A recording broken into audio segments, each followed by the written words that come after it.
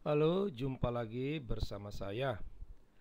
Kali ini kita coba membahas tema tentang janji Yesus tentang Roh Kudus yang selalu dikaitkan oleh umat Islam dengan kehadiran Muhammad. Pertanyaan dasarnya adalah, benarkah Yesus meramalkan kedatangan Muhammad? Atau benarkah yang dijanjikan Yesus itu dimaksudkan dengan sosok Muhammad? Ya, disinilah kita akan coba membahasnya. Janji Yesus tentang Roh Kudus itu dapat kita baca dalam Injil Yohanes bab 14 ayat 15 sampai 31, ya. Kalau kita buka Alkitab, di situ tampak judulnya Yesus menjanjikan penghibur. Ya. Yang dimaksud penghibur di sini adalah Roh Kudus. Ya. Namun oleh umat Islam, Roh Kudus itu dikaitkan dengan Muhammad. Ya. Karena apa? Karena dalam ayat ke-17, ya, di situ ada istilah lain dari Roh Kudus, yaitu Roh kebenaran, yang dalam bahasa Ibraninya itu adalah Ruach HaEmet.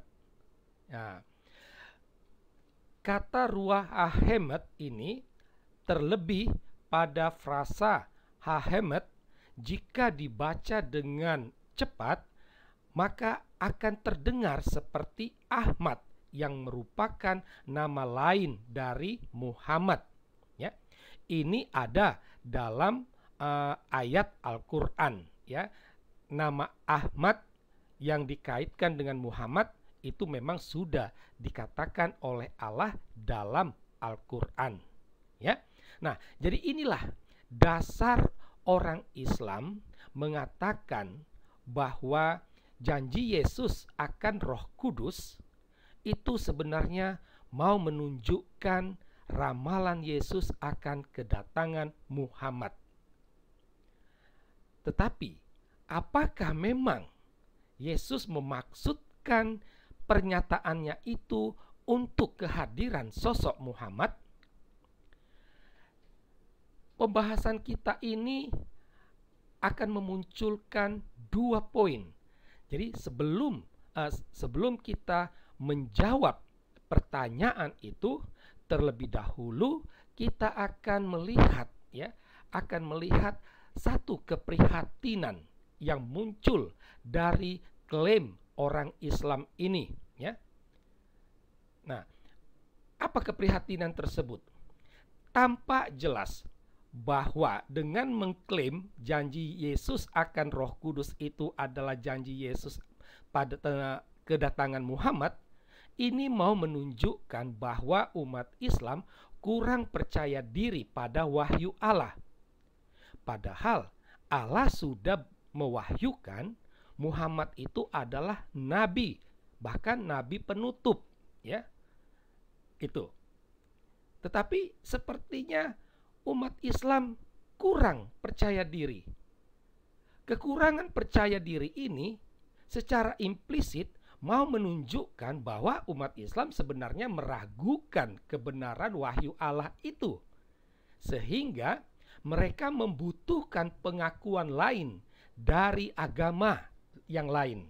Itu karena kesannya mereka meragukan wahyu Allah, bahwa Allah berkata Muhammad itu adalah nabi, nabi penutup. Itu sepertinya diragukan, sehingga mereka membutuhkan pengakuan lain dari agama lain, ya. Bahkan sampai-sampai kitab yang sudah dinyatakan palsu pun dipakai untuk pembenaran.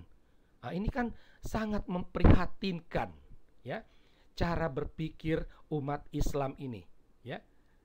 Jadi disinilah keprihatinan yang begitu memalukan, ya. Sudah kurang percaya diri, bahkan bisa dikatakan meragukan wahyu Allahnya sendiri, sampai-sampai membutuhkan pengakuan dari luar, sehingga sumber yang sudah dikatakan palsu pun tetap dipakai untuk membenarkan klaimnya. Sangat memprihatinkan. Nah, sekarang kita akan mencoba melihat, benarkah Roh Kudus yang dimaksud Yesus itu merujuk pada sosok Muhammad, ya? Nah, harus diketahui dan harus disadari bahwa janji Yesus akan kedatangan Roh Kudus yang ada dalam Yohanes 14 ayat 15 sampai 31 itu tidak bisa dipisahkan dari Yohanes bab 16 ayat 4b sampai 15, ya. Kalau kita buka Alkitab, di situ judulnya pekerjaan penghibur, ya. Jadi kalau ayat bab 14 itu Yesus menjanjikan penghibur, bab 16 di situ ada pekerjaan penghibur.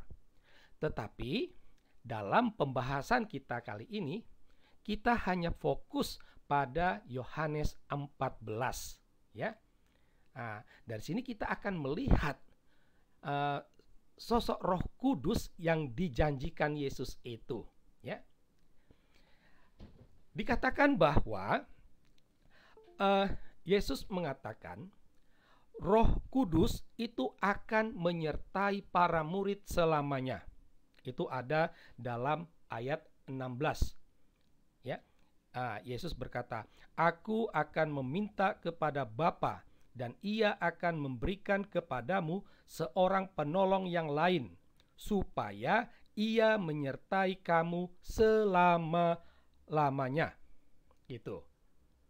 Pertanyaannya, kalau memang penolong yang lain itu adalah Muhammad, benarkah Muhammad menyertai para murid selamanya? Kan jelas tidak. Muhammad sudah mati. Malah ketika dia hidup, dia justru memusuhi murid-murid Yesus. Ada banyak wahyu Allah yang dijadikan dasar untuk memusuhi orang-orang Kristen. Bahkan perintah untuk memerangi orang Kristen, membunuh orang Kristen. Di sini saja sudah tidak sesuai, ya. Muhammad tidak menyertai para murid selamanya. Jadi tampak jelas Roh Kudus bukanlah Muhammad, ya. Lain lagi, ya, dalam ayat 26, ya. Di sana dikatakan tetapi penghibur, yaitu Roh Kudus yang akan diutus oleh Bapa dalam namaku, Dialah yang akan mengajarkan segala sesuatu kepadamu dan akan mengingatkan kamu akan semua yang telah kukatakan kepadamu. Pertanyaannya, apakah Muhammad mengingatkan para murid akan ajaran Yesus, akan perkataan-perkataan Yesus? Ya, kita tahu Yesus mengajarkan cinta kasih, tetapi Muhammad justru sebaliknya, mengajarkan kekerasan, kebencian. Ya, Yesus mengajarkan untuk melarang perceraian, Muhammad justru sebaliknya. Ya, Yesus mengajarkan monogami, Muhammad justru berpoligami. Artinya bertentangan. Dari sinilah tampak jelas bahwa Roh Kudus yang dimaksud oleh Yesus, yang dijanjikan Yesus, bukanlah merujuk kepada sosok Muhammad. Ya. Sekian dan terima kasih.